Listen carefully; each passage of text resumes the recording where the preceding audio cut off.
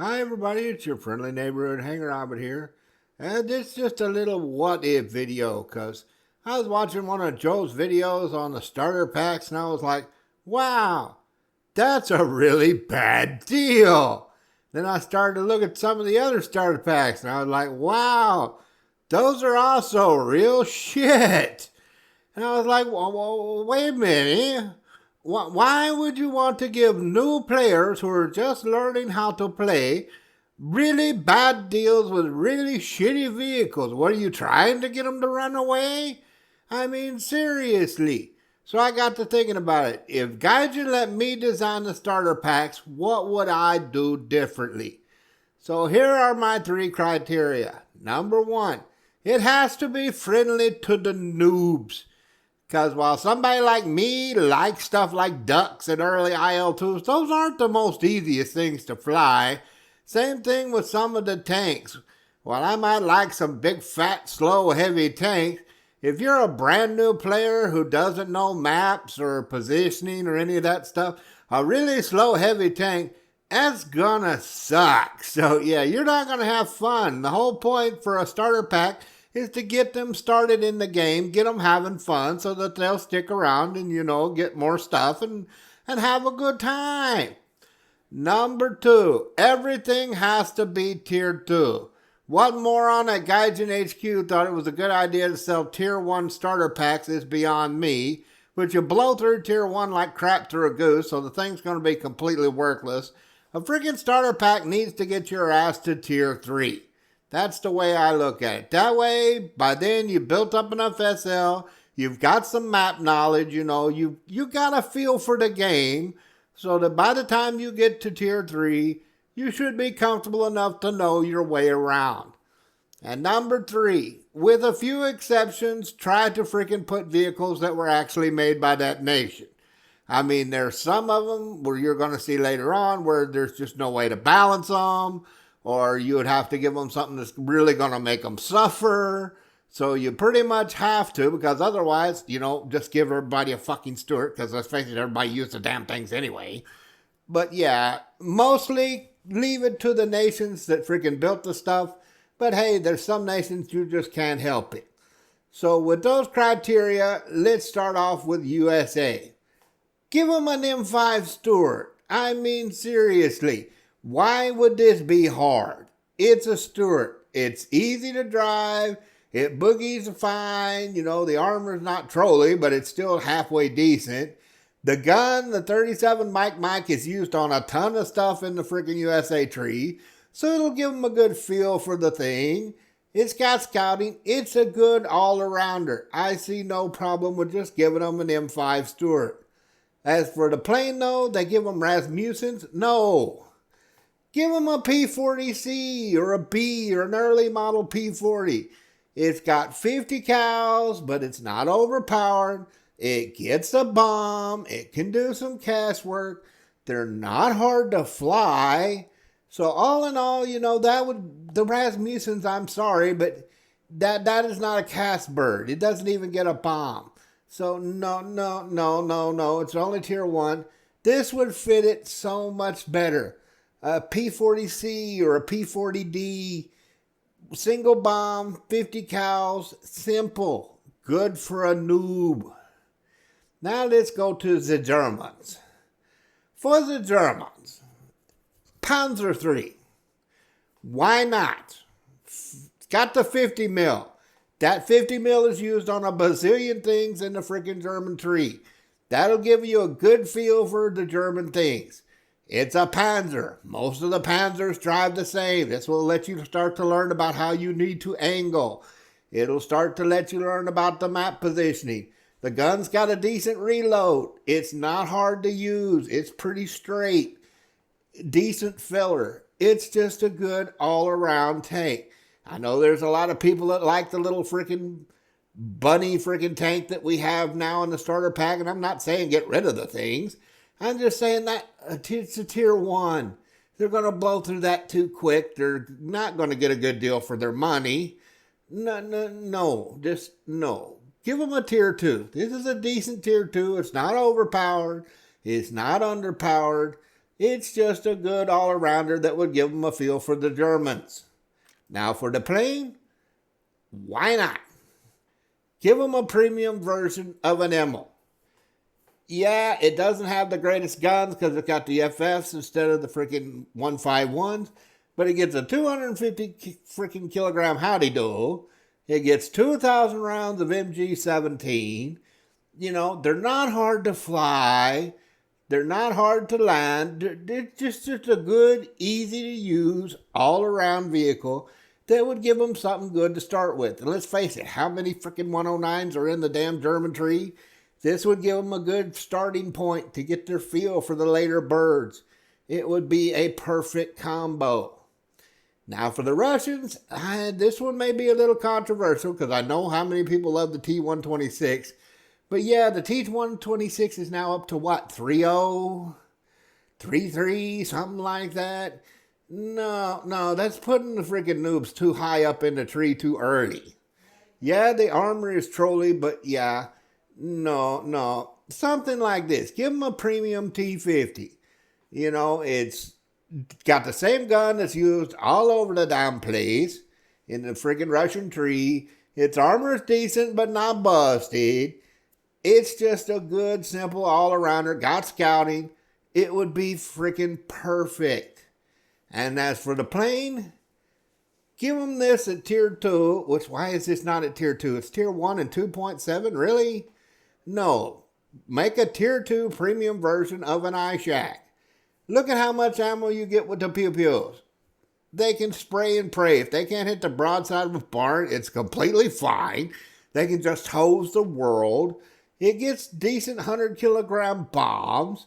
It's not hard to fly. It's not hard to learn. There's a bazillion iShacks in the game. It would give them a good starting point to get a feel for the whole Russian thing. It would be so much freaking nicer and easier than that. I know there's a lot of people that like the biplane. I like biplanes too. But yeah, biplanes is just not freaking what you're going to be doing 90% of the game. So yeah, you really need to learn how to fly monoplanes. That's my opinion on that. Now for the British, the tank's fine. I'm not a great fan of the 2-pounder, but it's okay. And there's a bunch of them in the British tree. It gets scouting. It's not hard to drive. Decent mobility. You know, it's okay. It is not a freaking bad little tank. But the plane that they have, that stupid Spitfire, no. I put this in as a placeholder because it's not in the game. But what I would say is give them a premium Mark 1 Beaufighter. And I know somebody's going to say, well, they had the Mark 140. No, that was not an actual Mark 1 Beaufighter. That was just a test bed they were using to try out different kinds of cannons. The original Mark 1 Beaufighter had freaking drum-fed 20mm Mark 1 Hispanos, so you only got 60 rounds per gun. That's what, 240 rounds. So it wouldn't be overpowered. From what I read, most of the Mark 1s, they took off the freaking 7.7 pew-pew so that they could put on a couple of bombs, a couple of rockets. I think they were like 2 100-pounders or like 4 or 6 freaking RP3s. So yeah, not the greatest amount of firepower, but it would give them a good feel for the freaking early British tree. Mark 1 Hispanos, which, yeah, the freaking Hispanos all through the British tree. That would give them a good starting point. It's not that hard to fly. It's decently tough. It can freaking do a little damage with the ground belts on a Hispano Mark 1. You can do some ground pounding, slap a couple rockets. It would be perfectly acceptable. Unlike that Spitfire, what the hell is it going to do with those little pew-pews against ground targets? Not a damn thing. For the Japanese, yeah. Their tank, it's early Japan tanks. There's not really a whole lot you can do. I don't have the freaking premium version, but yeah, it's basically this. So yeah, 3.8 second reload. Not the greatest penetration, but it's a Japanese tank. None of them really do have decent penetration. But, decently mobile. It's a good starter freaking Japanese tank. But for the plane, no. Give them a D3A2. I know this is D3A1. We don't have the D3A2 in game. Put the D3A2 in game. Give them the D3A2. The D3A2 is just basically an up freaking juiced version of the D3A1. More horsepower, a little more nimble, a little more agile, but as you see, gets bombs, plenty of pew-pew so it can fight back. It's not hard to fly. It's like most Japanese birds. They're pretty damn nimble. So yeah, I think this would make a hell of a lot smarter one than the freaking one they got now, which is what, that freaking Kai 44 that doesn't even get bombs? How's that make any damn sense? No, just give them this at like 2.3 BR, Tier 2, D3A2. That would make a perfect little cast bird, and it's about the best you're going to be able to do since, yeah, Japanese didn't really build too many ground pounders, so yeah, that would work a hell of a lot better than what they have now. As for the Chinese, honestly, I can't find a complaint about these. I mean, China didn't really build shit in the war. So, yeah, you give them a friggin' M3A3. You give them the friggin' beautiful little hawk here, the Flying Tiger. I mean, yeah, what's to complain about? It gets a bomb. It's got good guns. Friggin' M3A3 is a great little scout tank. This one I say they got right in the first place. Nothing you really need to change. Totally fine. Totally acceptable. Italians, though. Hear me out. Give them the Solari. I know it's got the same gun as the one that they're giving away now, but the one they're giving away now, I've got it. It's so fucking slow. It's slow. Its armor is all flat, which can be pinned by damn near anything. It is just not pleasant to drive. This thing is basically like a slightly better armored Puma. I mean, it can bebop around the map. Its armor is decently sloped enough that you could bounce one or two shots. It's for a brand new player, don't give them something that's slow. It makes them want to pull their hair out now. I mean, seriously, that's just making them want to leave the game. Who wants to drive something that you're sitting there going, oh, please, I just need to get to the other side of the map. This is horrible. No, give them this thing where they could be playing the little pizza music and be bopping around the map. They'd have a good time. And it's the same gun that's used on 50 bazillion freaking Italian tanks. So they'll get a good feel for it. They'll have fun. They'll enjoy the game, which means they'll want to stay more, spend more, friggin' stick around, actually have some fun. Makes a hell of a lot more sense. Same thing with the plane. God, the one they give is absolute trash. This is not the greatest thing, the 2002 early, but it gets some bombs. It's got the friggin' Italian 50 cals, which are completely decent at that BR. It handles a hell of a lot better than the other thing, which wants to constantly melt. Yeah, this would make a great combo between those two. You got the little Solari, they could bebop around the map, get a couple of kills, then jump in this thing, drop a few bombs while the pizza music plays. They'd have a good time. This would be a very noob-friendly combination. And that's the whole point with the starters. You want it to be noob-friendly. French is probably going to be a little controversial here. Yeah, give them the Stuart. I know what I said earlier about making French. The problem is the B1s, Gaijin can't figure out how to balance the fucking things. At 2.3 BR, that meant if it ever got down tiered, which it often did to 1317, it was basically unkillable. Because those early little 20 mils and freaking little pew-pew cannons couldn't kill the damn thing. But at its current BR 2.7, it's never going to see that. It's going to see nothing but 3.7 against fucking T-34s, which it has a freaking snowball's chance in hell of doing a damn thing.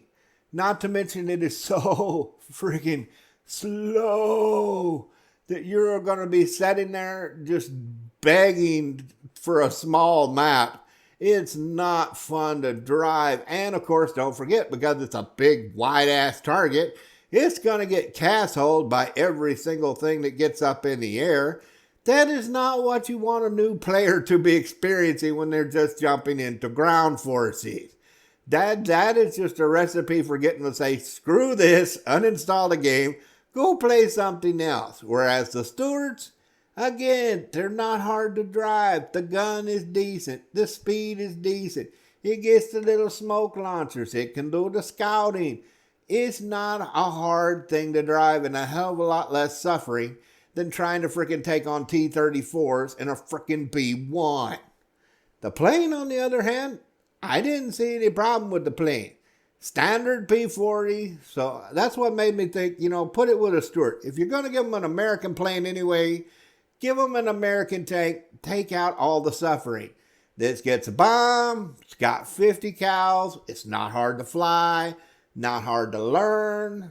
All in all, a perfectly acceptable cast bird.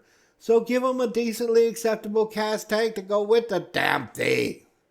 Finally, the Swedes, and there's another one that's The problem with this is the APDS in this game is so damn hinky. Yeah, but honestly, looking at what Swedes put out in the friggin' Finns and stuff in World War II, it's probably about the best you're going to be able to do. Yeah, fix the APDS, this thing would be perfectly acceptable. It's not great, it's not terrible, the armor's okay, the mobility's okay, reload's fine, the gun just don't do much, so yeah, just buff up slightly the freaking APDS so it actually does post-pen damage of some sort, yeah, at least a little bit of some kind, then that would be fine. Finally, this is a placeholder. I was looking it up. Fokker also made a D21-1. That would be so perfect for the freaking starter. For those that don't know, the D21-1, see those little gun pods with those little Oerlikons? Picture taking those off and putting a couple of long-barreled Madsen 20mm cannons. For those that didn't know what the Madsen was, the Madsen 20mm cannon was an anti-tank gun that was developed during the mid-war period. Had about 47 millimeters per pen, 60 round drums like most of the freaking cannons of the time. Yeah, a lot of punches looked at those things. In fact, the freaking XF5F that we have in the game, originally they were going to mount a couple of Madsen cannons on that, but they found with the frame being that small, the recoil was, not that great. But on this, it would be perfect.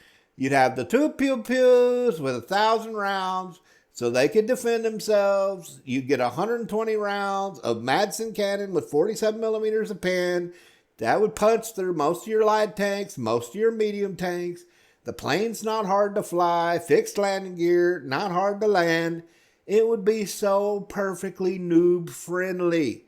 Yeah, so I don't see why. Just give them this with the Madsen cannons. It would be a great addition. Well, be sure to put down in the comments if you think there's better vehicles for the starter things. And I hope to see you up there in the clouds. Have a good one, y'all.